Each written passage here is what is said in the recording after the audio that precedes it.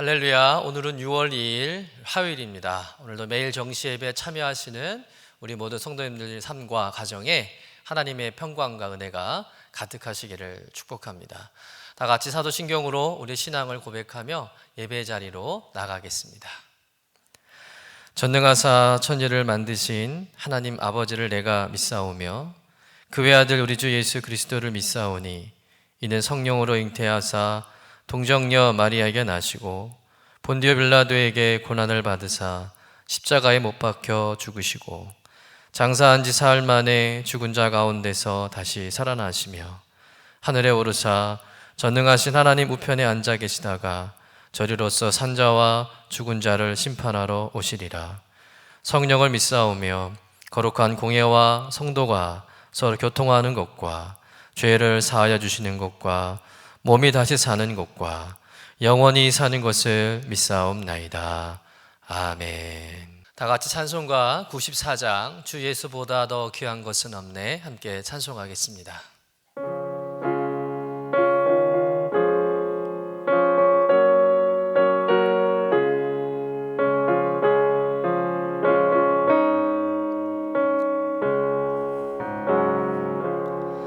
주 예수보다 더 귀한 것은 없네. 이 세상 부귀와 바꿀 수 없네. 영 죽은 내 대신 돌아가신 그 놀라운 사랑 잊지 못해. 세상 즐거움 다 버리고 세상 자랑 다 버렸네. 주 예수보다 더 귀한 것은 없네. 예수밖에는 없네. 주 예수보다 더 귀한 것은 없네. 이 세상 명예와 바꿀 수 없네. 이전에 즐기던 세상 일도 주 사랑하는 맘 뺏지 못해. 세상 즐거움 다 버리고 세상 자랑 다 버렸네. 주 예수보다 더 귀한 것은 없네. 예수밖에는 없네. 주 예수보다 더 귀한 것은 없네. 이 세상 행복과 바꿀 수 없네. 유혹과 핍박이 몰려와도 주 섬기는 내 맘 변치 않아. 세상 즐거움 다 버리고 세상 자랑 다 버렸네. 주 예수보다 더 귀한 것은 없네. 예수밖에는 없네. 아멘. 오늘의 기도를 함께 드리겠습니다. 참 능력의 주님, 오늘도 새로운 하루를 주시고 주님의 선하심과 인자하심과 능하심으로 인도하시고 보호하심에 감사드립니다. 복되게 하시고 복이 되게 하심을 감사드립니다. 여전히 세상은 혼란하고 답답합니다. 미래에 대한 온갖 불안함들이 마음과 생각을 어렵게 합니다. 우리의 마음과 생각을 지켜 주옵소서. 주님은 부활이시며 생명이시며 이김이 되심을 믿습니다. 환난 날에 나를 부르라 내가 응답하겠다 말씀하셨고 너희를 홀로 두지 않겠다 약속하셨습니다. 그 약속의 말씀을 의지하여 오늘도 담대히 나아가오니 주여 주님과의 신나는 동행이 되게 하옵소서. 주님 사랑합니다. 우리의 전부가 되시는 주님의 이름으로 기도드립니다. 아멘. 오늘 우리에게 주시는 하나님의 말씀은 신명기 17장 11절부터 26절까지의 말씀입니다. 함께 받들어 읽겠습니다. 모세가 그날 백성에게 명령하여 이르되 너희가 요단을 건넌 후에 시므온과 레위와 유다와 이사갈과 요셉과 베냐민은 백성을 축복하기 위하여 그리심산에 서고 루벤과 갓과 아셀과 스불론과 단과 납달리는 저주하기 위하여 에발산에 서고 레위 사람은 큰 소리로 이스라엘 모든 사람에게 말하여 이르기를 장색의 손으로 조각하였거나 부어 만든 우상은 여호와께 가증하니 그것을 만들어 은밀히 세우는 자는 저주를 받을 것이라 할 것이요 모든 백성은 응답하여 말하되 아멘 할지니라. 그의 부모를 경홀히 여기는 자는 저주를 받을 것이라 할 것이요 모든 백성은 아멘 할지니라. 그의 이웃의 경계표를 옮기는 자는 저주를 받을 것이라 할 것이요 모든 백성은 아멘 할지니라. 맹인에게 길을 잃게 하는 자는 저주를 받을 것이라 할 것이요 모든 백성은 아멘 할지니라. 객이나 고아나 과부의 송사를 억울하게 하는 자는 저주를 받을 것이라 할 것이요 모든 백성은 아멘 할지니라.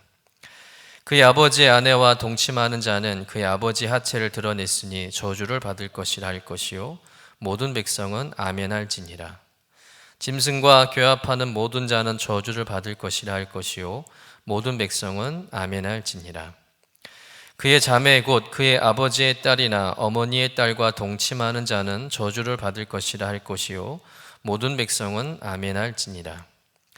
장모와 동침하는 자는 저주를 받을 것이라 할 것이요 모든 백성은 아멘 할지니라. 그의 이웃을 암살하는 자는 저주를 받을 것이라 할 것이요 모든 백성은 아멘 할지니라. 무죄한 자를 죽이려고 뇌물을 받는 자는 저주를 받을 것이라 할 것이요 모든 백성은 아멘 할지니라. 이 율법의 말씀을 실행하지 아니하는 자는 저주를 받을 것이라 할 것이요 모든 백성은 아멘 할지니라. 이는 하나님의 말씀입니다. 아멘. 오늘 말씀은 이스라엘 백성들이 이제 가나안 땅에 들어가서 행해야 할 중요한 의식 중에 하나로 그리심산과 에발산에 이스라엘 12지파를 반반씩 이렇게 나누어 서게 하고는 레위 지파로 하여금 그 산 중간에 서서 축복과 저주를 선언하라는 말씀입니다. 그리심산을 향해서는 축복을, 또 에발산을 향해서는 저주를 선언하면 백성들은 그 율법을 준행할 것을 서약하면서 함께 아멘으로 화답하라는 그런 말씀이죠. 그렇다고 해서 오늘 그리심산에 있는 6지파는 축복을 받고 에발산에 서 있는 지파는 저주를 받는다는 것은 아닙니다. 이건 상징적인 것이죠. 그런데 공교롭게도 이 그리심산은 햇빛이 잘 드는 남쪽에 위치하기 때문에 굉장히 산림이 무성하고 녹음의 기운이 왕성하다고 합니다. 반면에 에발산은 햇빛이 잘 들지 않는 북쪽에 위치한 산으로 그늘진 곳이 많고 그러다 보니 황폐하고 나무가 없는 민둥상이었다는 것이죠. 어찌 보면 모세가 시청각 교육을 한 셈입니다. 다시 말해서 산림이 풍성한 그리심산을 보면서 이스라엘 백성들이 율법에 순종하면 이런 그리심산과 같은 축복을 받을 것이겠지만 만약에 율법에 불순종하면 이 에발산처럼 저주를 받을 것이다 라는 것을 이게 보여줌으로 인해서 이스라엘 백성들로 하여금 하나님의 명령에 온전히 순종하고 또 그 말씀을 따라서 축복받는 백성이 되라고 당부하는 말씀이기도 하죠. 오늘 말씀에는 그리심산의 축복의 말씀은 없고 에발산의 저주의 말씀만 기록되어 있습니다. 15절부터 26절까지 이제 12개의 저주 목록이 기록되어 있는데, 이런 죄를 지으면 하나님께서 반드시 그 죄에 대해 심판하시고 또 저주하겠다라고 이렇게 말씀하고 있습니다. 이 처음 5개는 우상 금지, 또 부모 공경, 또 사회 정의를 위반하는 일이 있을 때 하나님이 저주하시겠다는 말씀이죠. 하나님의 백성으로서 당연히 지켜야 할 도리를 어기거나 또 가장 핵심적인 그런 율법의 내용을 어길 때에 하나님께서 그 죄에 대해서 심판하시고 저주하시겠다는 말씀입니다. 또 나머지 7개는 이스라엘 공동체에서 일어나지 말아야 할 일들, 예를 들자면 근친상간이나 또 성적인 범죄들, 또 살인들, 이런 일들이 일어났을 때 저주하시겠다라고 말씀하는 겁니다.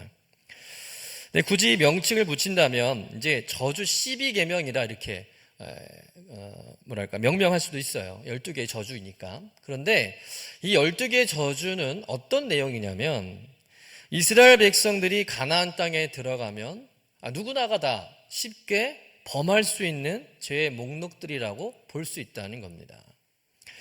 여러분, 당시 가나안 땅의 문화는 우상 숭배의 문제를 비롯해서 부모를 공경하지 않고 또 성적으로 아주 타락한 문화였습니다. 각종 근친상간이나 남색, 또 짐승과의 교합 등, 그러니까 성적으로 굉장히 문란하고 방종한 세상이었고 또 그것을 즐기는 문화였다는 것이죠. 여러분, 지금은 이스라엘 백성들이 이런 죄들이 있는 것조차 모를 수 있지만 이제 가나안 땅에 들어가서 가나안 사람들이 사는 모습을 보면 이스라엘 백성들도 금방 그들의 문화를 배우게 되고, 그래서 그들의 문화에 쉽게 동화될 수 있는 그런 가능성이 높다는 것이죠. 여러분, 모르는 게 약이라는 말이 있잖아요. 여러분, 죄라는 것도 차라리 모르면 괜찮습니다. 여러분, 아무리 맛있는 음식이라 할지라도 여러분, 내가 먹어보지 못하면 그 맛을 잘 몰라요. 그래서 다른 사람이 그거 맛있다고 먹으러 가죠 이렇게 말을 해도 먹어보지 못한 자신으로서는 별로 이렇게 먹고 싶은 감흥이 없습니다. 그런데 한번 그 맛을 보면 달라지죠. 여러분, 이제 잠시 후면 이제 이스라엘 백성들이 이제 이전까지 경험해보지 못했던 가나안의 풍습과 문화를 경험하게 됩니다. 그런데 이 가나안 땅의 문화와 풍습이 어떤 문화와 풍습입니까? 인간의 오감을 자극하고 또 죄를 짓게 하는 유혹들로 가득 차 있다는 것이죠. 더 나아가서는 하나님의 창조 질서를 파괴하고 하나님을 대적하는 일들로 가득했다는 겁니다. 이스라엘 백성들이 400년 동안 애굽의 노예로만 살아서 그렇지, 여러분, 저들이 세상의 문화와 즐거움을 맛봤을 때, 그 가나안 땅의 문화와 그 가나안 땅의 세상의 재미를 맛보았을 때는요, 상황이 달라지는 겁니다. 이스라엘 백성들은 얼마든지 가나안 사람들처럼 타락하고 그들을 따라갈 수 있는 가능성이 높은 것을 하나님이 다 아시는 거죠. 그래서 오늘 하나님께서는 이 거룩한 하나님의 백성이 가나안의 세상의 문화에 빠져서 그들처럼 쉽게 죄를 지을 수 있을 거라는 그런 가능성에 대해서 하나님께서 미리 아시고, 그 12가지 죄의 목록을 정하시고 또 저주하시는 겁니다. 그래서 그런 죄는 절대 지지 말라, 그런 죄를 지으면 하나님이 저주하겠다라고 이렇게 강력하게 말씀하고 있는 것이죠. 그러므로 인해서 이스라엘 백성들이 가나안 땅에 들어가서도 그 타락한 가나안의 문화에 동화되지 않고 하나님의 거룩한 백성으로 살아가도록 가르쳐주는 말씀인 줄로 믿습니다. 그런데 오늘 말씀해 보면 이런 하나님의 가르침에 아주 특이한 점을 발견할 수 있는데, 분명 이스라엘 백성들을 이렇게 둘로 나누어 놓고 축복의 말씀도 하셔야 하고 또 저주의 말씀도 하셔야 할 터인데, 오늘 본문에는 그리심산에서의 축복의 말씀은 빠져 있고 에발산에서의 저주의 말씀만 기록되어 있다는 것이죠. 왜 축복의 말씀은 빠져 있고 저주받는 말씀만 하셨을까? 여기에는 분명 영적인 의미가 있다고 생각합니다. 여러분, 저주의 말씀을 듣는 이스라엘 백성들의 입장에서 보면 이 12개의 저주의 말씀을 듣는 그들의 마음이 어땠을까요? 별로 듣고 싶지 않을 말씀이었을 겁니다.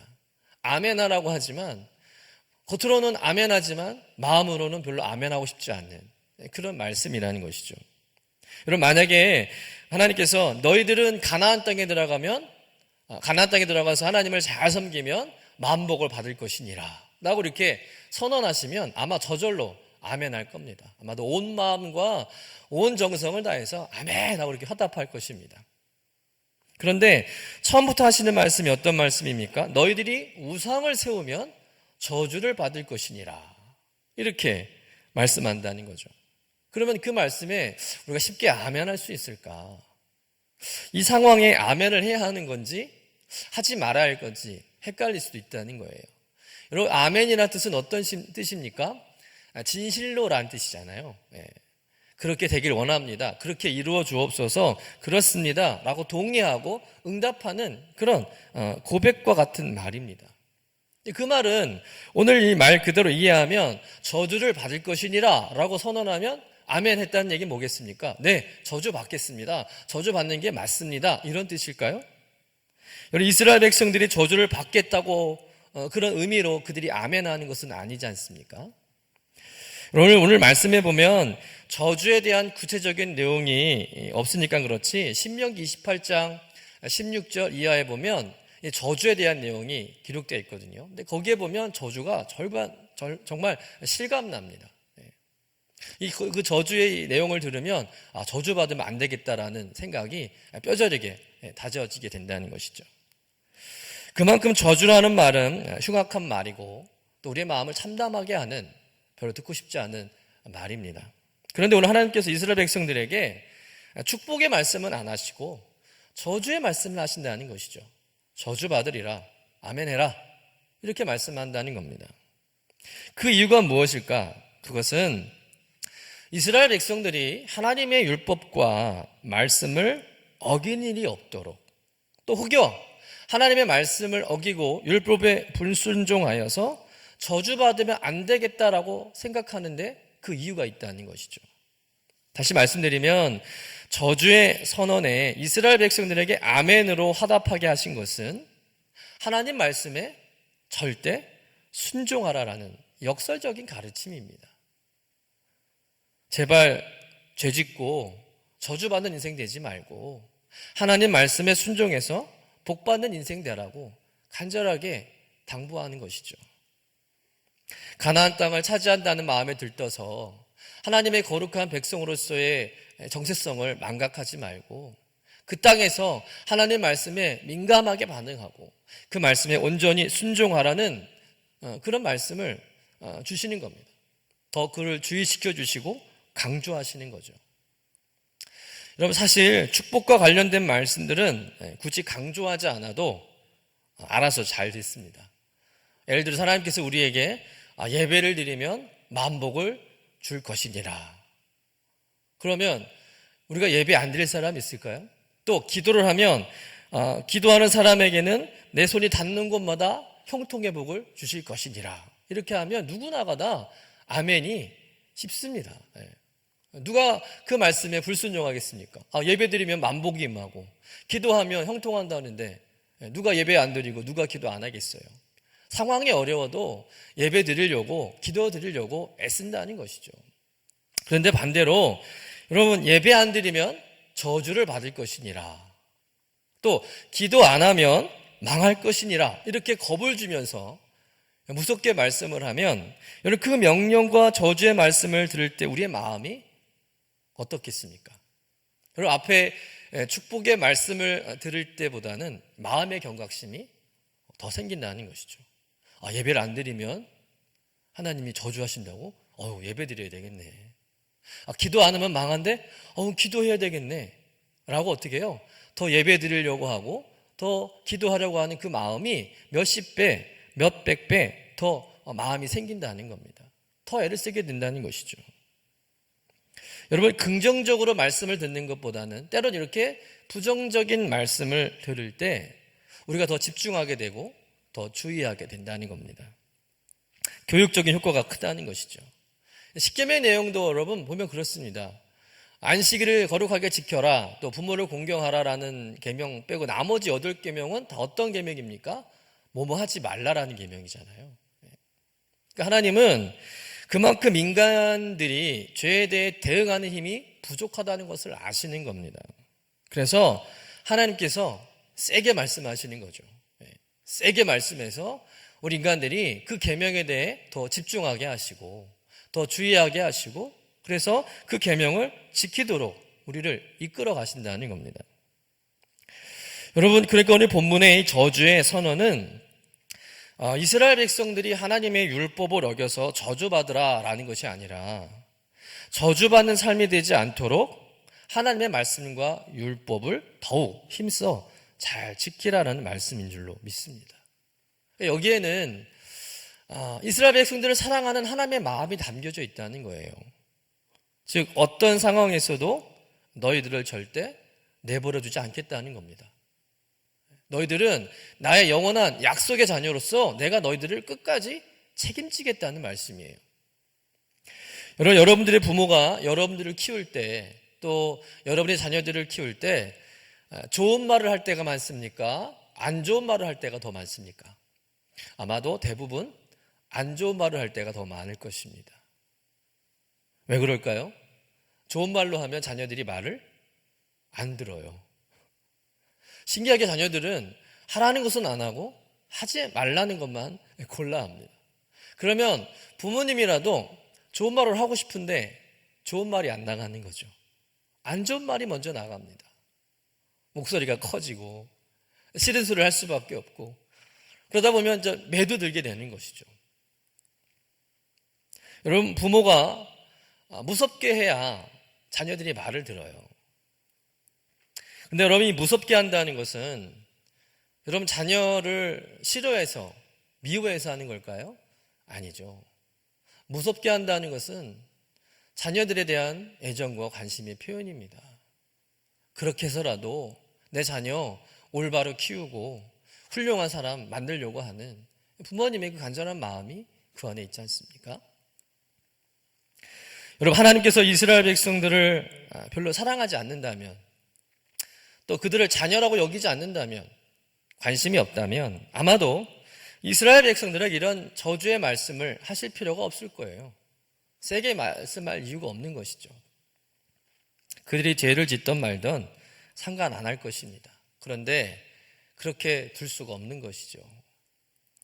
이스라엘 백성들이 지겨울 만큼 듣기 싫어하는 말인 것을 알면서도 우리 하나님께서는 또 말씀하시고 하지 말라 경고하시고 하면 저주받는다 이렇게 강력하게 말씀하시는 것인 줄로 믿습니다. 오늘 저주의 말씀은 바로 그런 차원에서 우리가 이해해야 할 말씀이라는 것이죠. 너희들은 나의 사랑하는 자녀들이기 때문에 결코 너희들을 그냥 내버려 두지 않겠다는 겁니다. 너희들을 무섭게 대해서라도 너희들을 올바른 길로 가도록 내가 이끌겠다는 하나님의 강력한 의지가 이 말씀에 담겨져 있는 것이죠. 여러분, 가장 무서운 하나님의 심판이 어떤 심판인지 아십니까? 그것은 하나님으로부터 내버려둠을 당하는 심판이라는 것이죠. 로마서 1장 28절에 보면 우리 한번 읽어보겠습니다. 시작. 또한 그들이 마음에 하나님 두기를 싫어하며 하나님께서 그들을 상실한 마음대로 내버려 두사 합당하지 못한 일을 하게 하셨으니. 상실한 마음대로 내버려 두사 합당치 않은 일을 하게 내버려 줬다는 거예요. 우리가 죄를 짓던 말든 지옥에 가든 말든 우리 하나님께서 아무런 상관도 안 하시겠다는 겁니다. 내가 지금 잘못된 길로 가고 있는데 하나님이 그냥 그렇게 살도록 내버려 둔다는 거예요. 여러분, 이것이 가장 무서운 심판 아니겠습니까? 그럼 때로는 하나님의 간섭과 징계와 매여 있음이 우리의 삶을 좀 불편하게 할 수가 있습니다.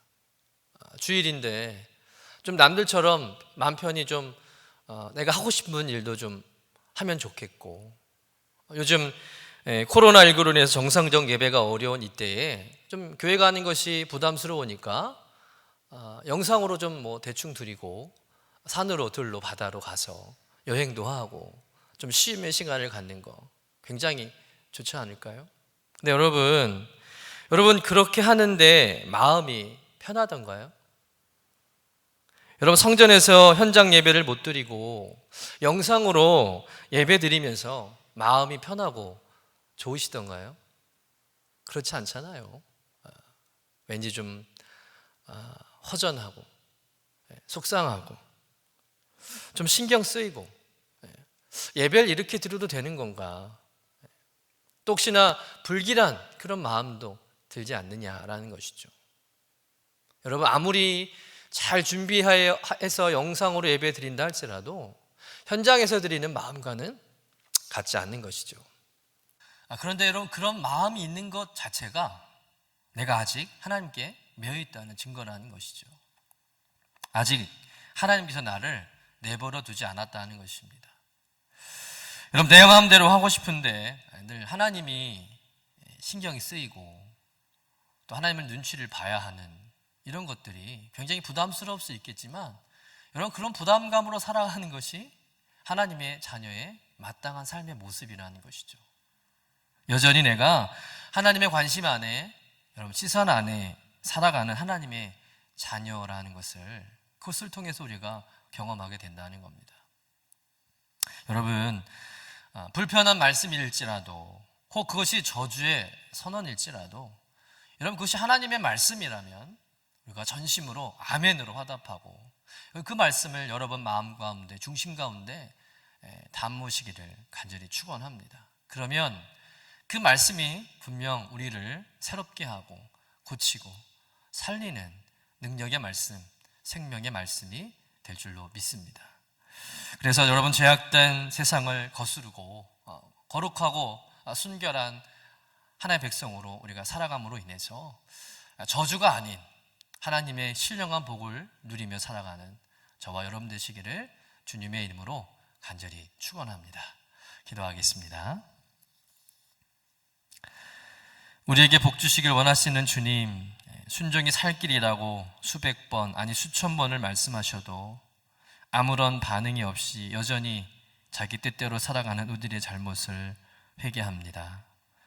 오늘 주시는 말씀을 통해서 말씀을 듣고 그저 입으로만, 머리로만 아멘하지 않게 하시고 내 삶에 그 말씀의 뜻이 무엇인지를 경험하고 그것을 통해 전심으로 아멘하는 믿음이 되게 하여 주옵소서. 우리가 하나님의 말씀을 따라 사는 것이 때로는 불편하고 어렵고 힘든 일일 것처럼 느껴질 때 있지만 그 일이 가장 복된 삶임을 기억하며 하나님 말씀에 더욱 기쁘게 순종하며 살아가게 하옵소서.